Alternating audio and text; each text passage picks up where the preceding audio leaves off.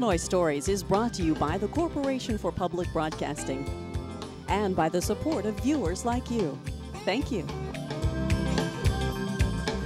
Hello, welcome to Illinois Stories. I'm Mark McDonald, and you are looking at the Chautauqua Auditorium in Chautauqua, Illinois. That auditorium is one of the very few remaining Chautauqua auditoriums in the state of Illinois. And here in Chautauqua, between Grafton and Elsa on the Mississippi River, this is a very historic community. There are more than 125 permanent cottages here that are still lived in. It's basically a summer community, and it teems with activity during the summer months.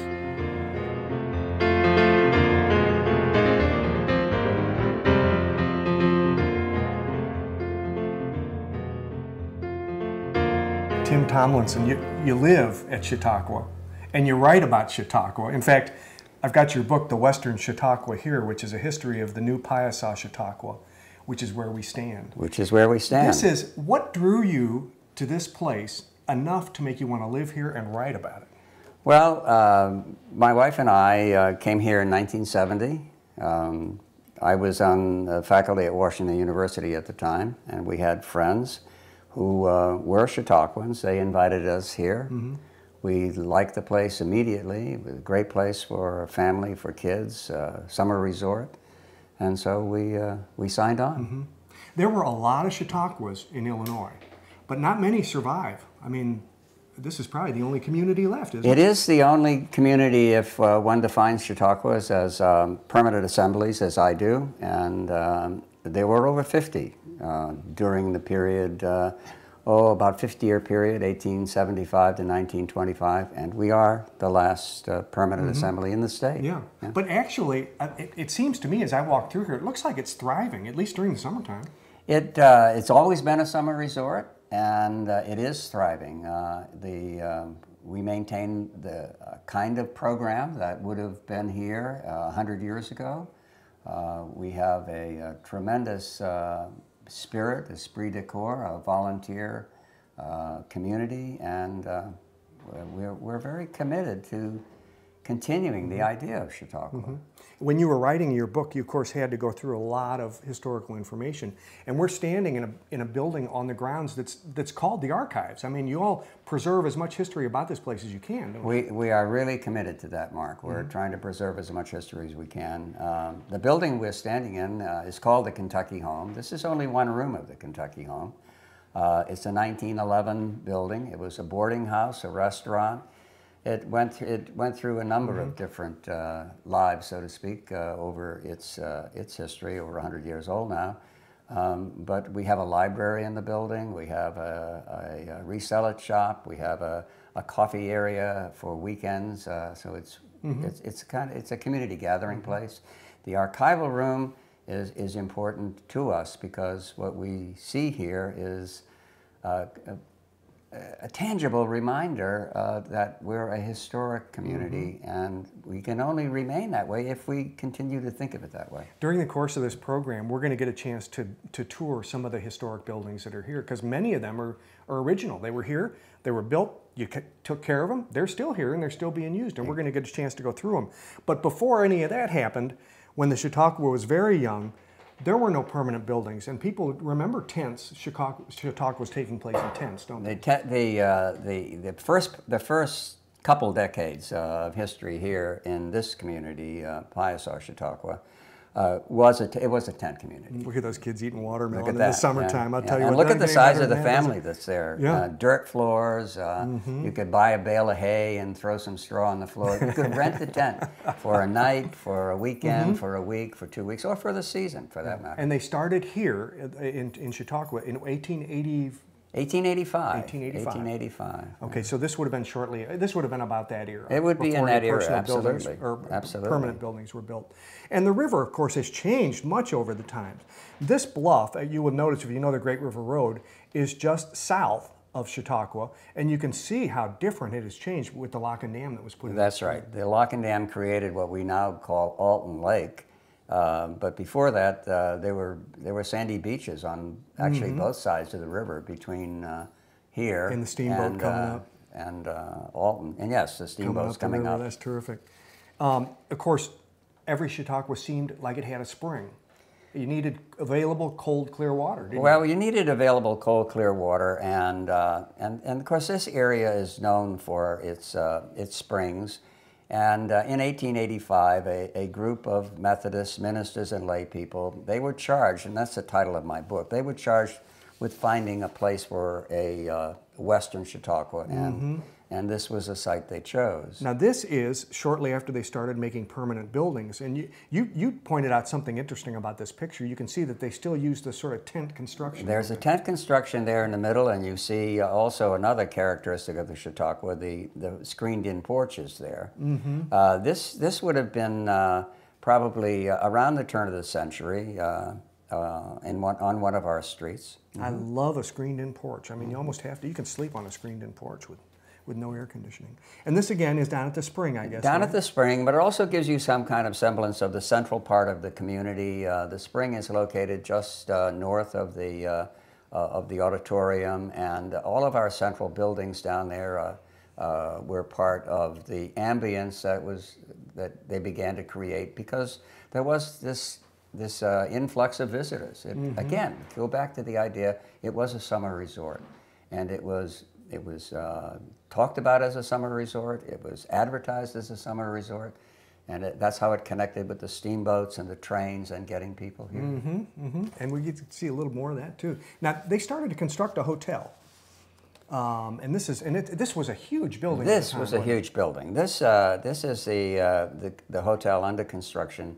The funds were raised in 1903. The building was up by 1904. It was all local investors, all people who were part of the Chautauqua community put money into it, and they created a hotel that was just enormous from its time.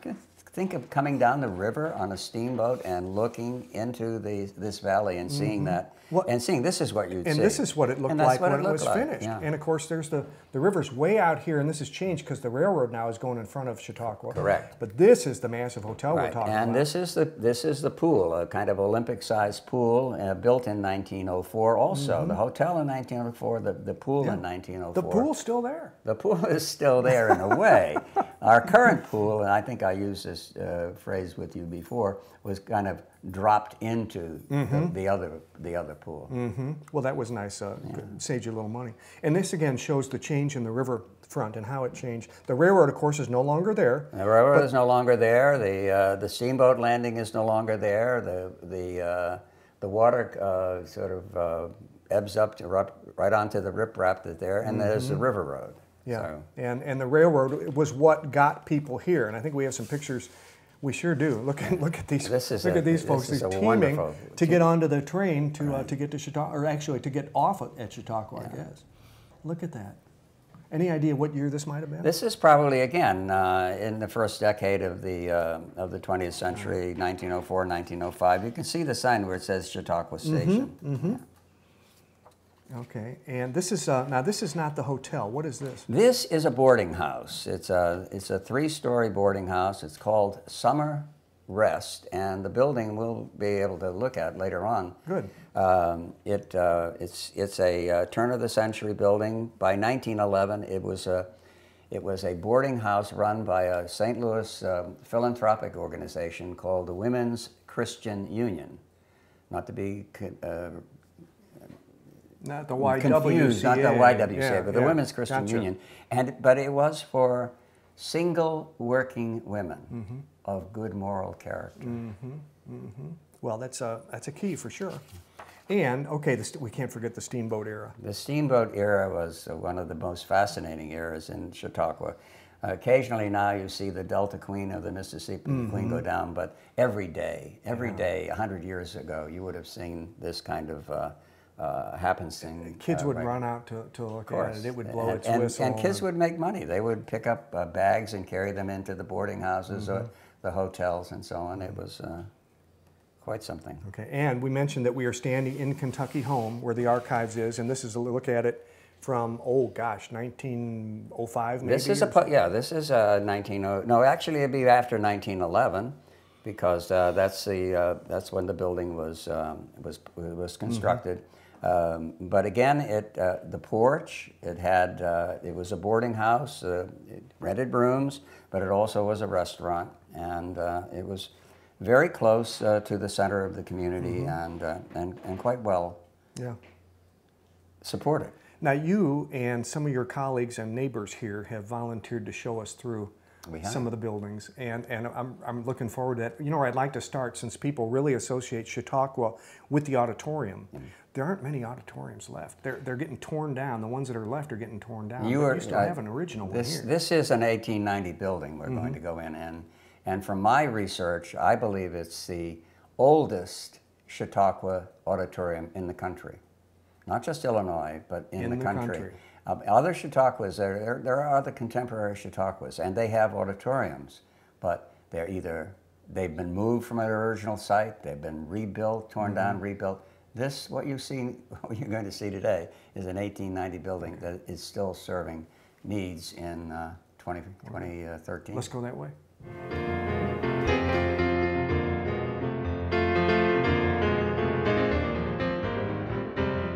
Tim, Chautauqua auditoriums, they were all different shapes and sizes. Some of them were kind of round like a barn and they were enclosed. Others, like yours here, is open air. But the thing they had in common was they staged cultural and educational events. They did, and they actually staged political events too, because if people were going around the country talking about some political issue, remember, this is the progressive period. There is a lot going on in the country. This was one of the platforms you'd have. This was the CNN of the day. This is, there you go. I mean, there was no other way to communicate. Correct. Newspapers, but that was it. Yeah. Tell me about the construction of this building. Well, this building is an 1890 building.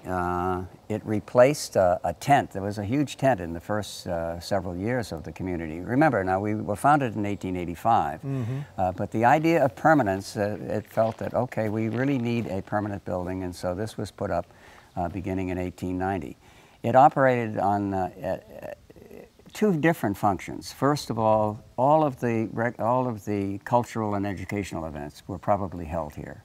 This means that there was an orchestra here. This is where it was. If somebody gave a reading on the poetry of Robert Browning, this is where it was held. William Jennings Bryan William Jennings Bryan actually came to this auditorium 4 different times. Is that right?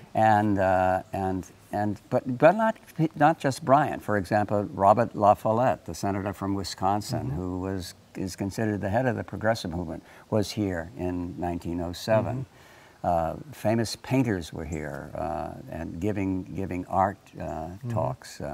It also was the chapel. Oh. During the first part of the community's history, it served all religious services. There might be Vesper programs that would be held here. Sunday worship services would be held here. Well-known preachers would come in, and they would preach from this stage to their audience. And the audience came from not just the internal part of the community. It served the entire region. People from Elsa would come. People from Grafton would come. People from Jerseyville. People from Springfield would come down and take the opportunity to hear these great... And about that time, they started building permanent cottages as well. And if right across the gravel road from this, you can see that there's one of the older examples, and it's very similar to the look of the auditorium. It's very similar. If you take a look at the siding of the building, it replicates that of the auditorium. This we believe to be an 1891 building. It was erected by a Methodist minister who was the superintendent of grounds here, but also the superintendent of grounds at McHenry College. That was McHenry College in then. Lebanon, Illinois? In Lebanon, Illinois. Oh, yeah. That's interesting. Yeah. Well, let's just sneak in here and just get a quick look at the auditorium.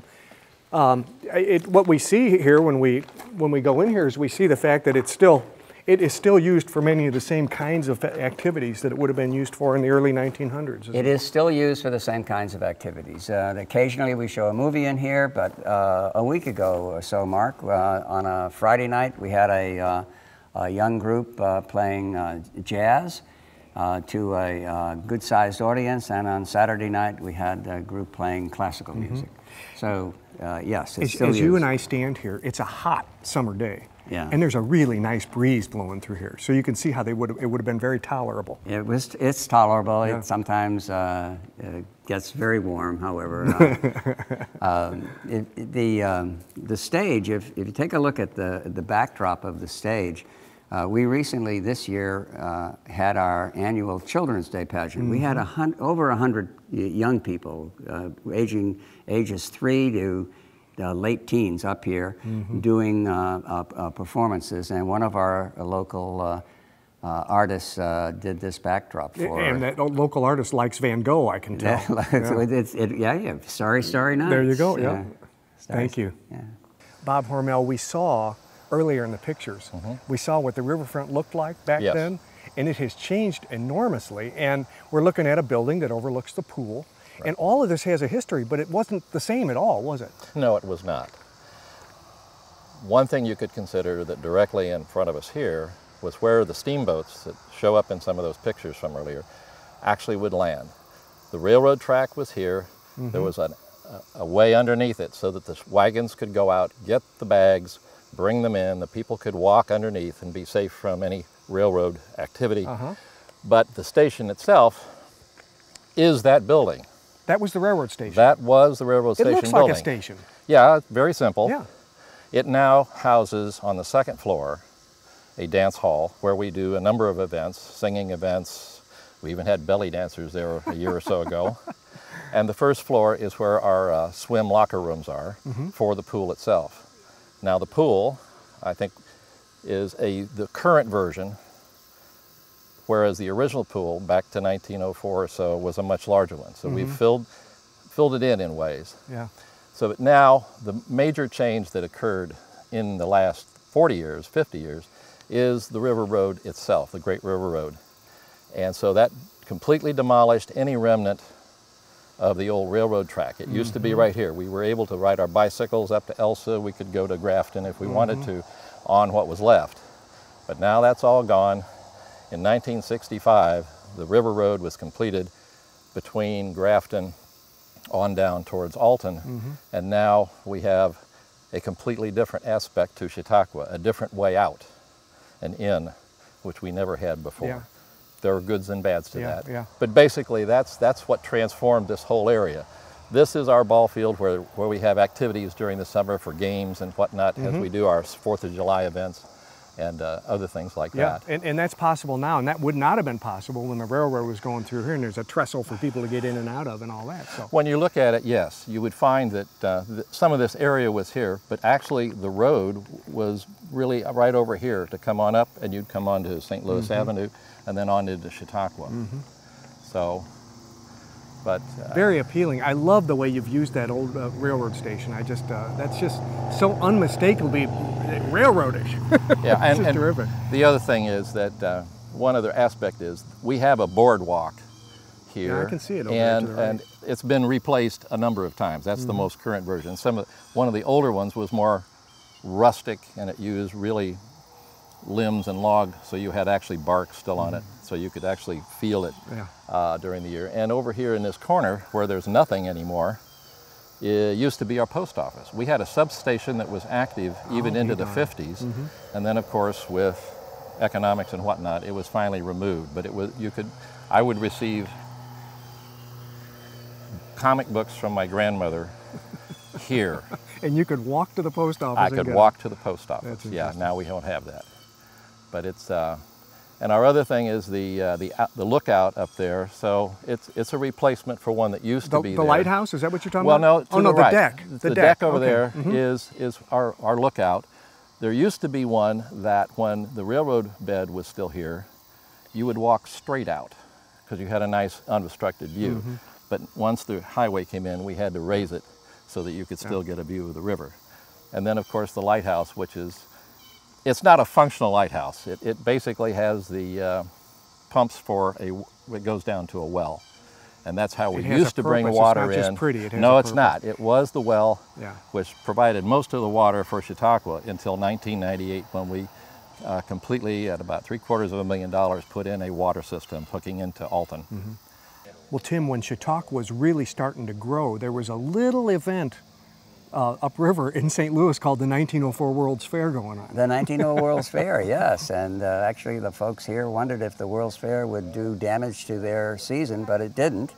And one of our people, Dr. William Grunman, St. Louis physician, actually, after the World's Fair basically was dismantled, bought the materials from the Mexican pavilion, put them on a barge, took them upriver here, hired contractors locally, and built himself a cottage, which has been always known as the Villa Mexico.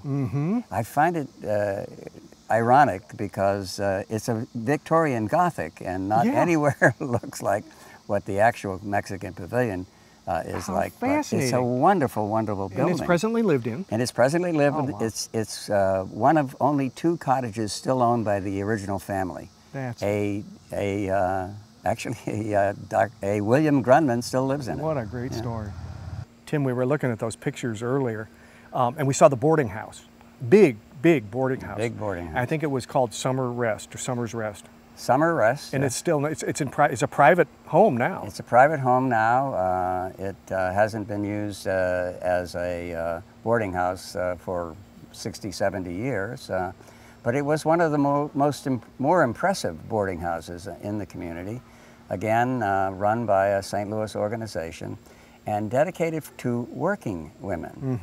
And you know, this is interesting because we're still years before women get the vote, but they're part of the economic system and they have a recreational need also, and this took care of it very, very well. How many rooms? About 12 rooms. Could hold maybe 18 to 24 guests at a time. And now you got a single resident who just loves having all that space, I guess. I'm sure he does.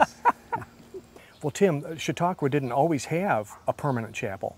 No, as we noted before, originally all religious services were held in the auditorium.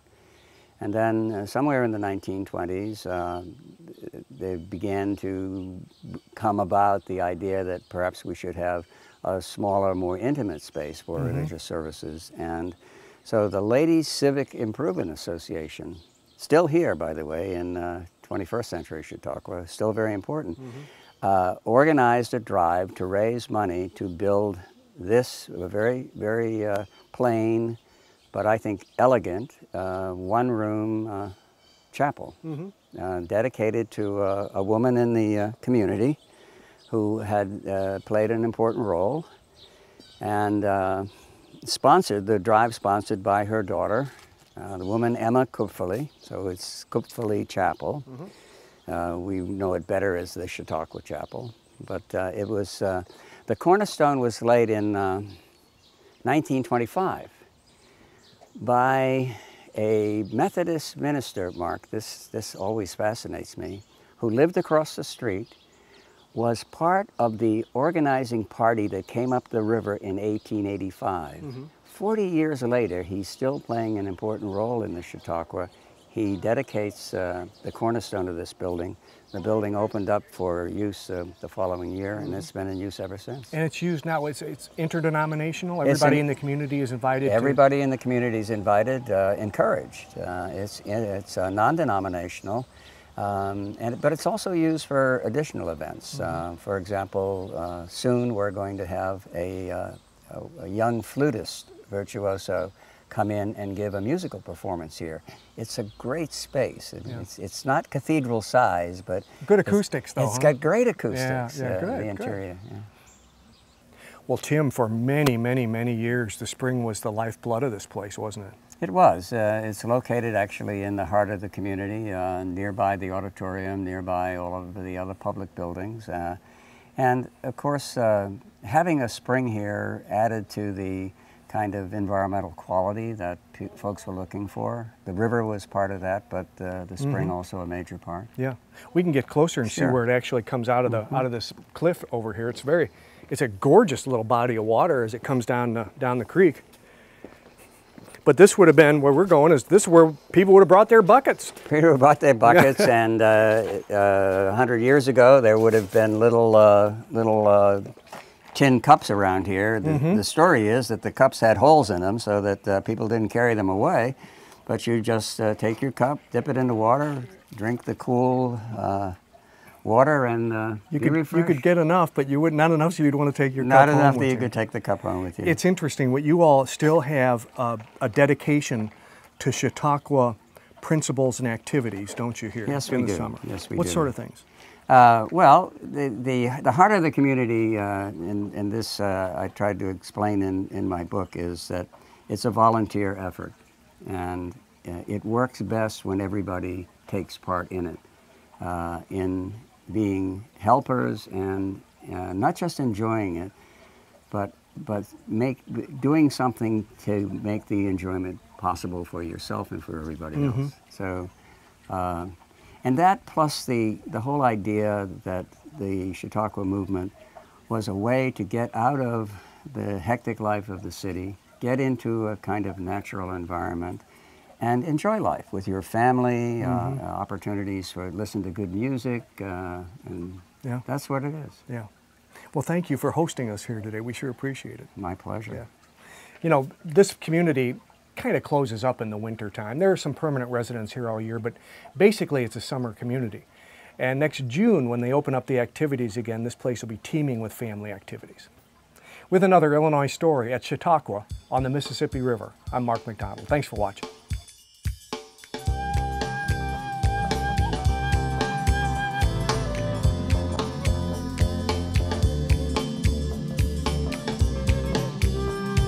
Illinois Stories is brought to you by the Corporation for Public Broadcasting and by the support of viewers like you. Thank you. For a DVD copy of the program you've just seen, send $19.95 to Network Knowledge, P.O. Box 6248, Springfield, Illinois 62708. Be sure to include the program name, subject, and when the program aired. You can also order with your credit card by calling 800-232-3605.